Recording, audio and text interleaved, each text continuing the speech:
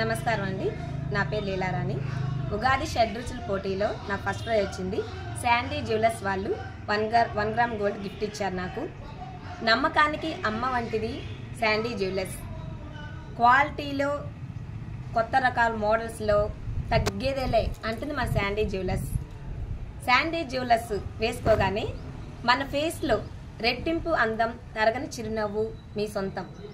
Sandy jewellers వాళ్ళకి thank you. ఇలాంటి ఎన్నో కార్యక్రమాలకి స్పాన్సర్ చేసి మాలాంటి వాళ్ళని ఎంకరేజ్ చేయాలని చెప్పి నేను కోరుకుంటున్నాను.